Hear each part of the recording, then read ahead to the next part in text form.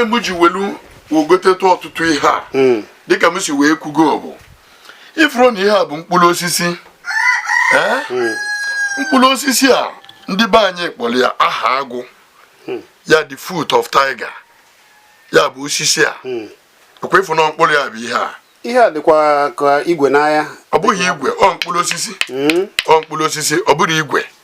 osisi na-amị ya mana ohere ama dị ịgaba na ebe ukwu osisi ka inwe ike wee zikọ gị ya ifugo na nke a bụ ugo nenenwuo ya ụkwụ ya maka na m ejigolu isi ya na ụfọdụ n'ime arụ ya wee lụọ ọrụ mana ine na aha ya ọfụma ịfụ na ugo ihe a bụ ugo mụ ji alụ ihe gbasara awele bụ ọgwụ awele onye na-eri alịrị ihe ada agalụ maka na ugo bụ eze gịnị eze nnụnụ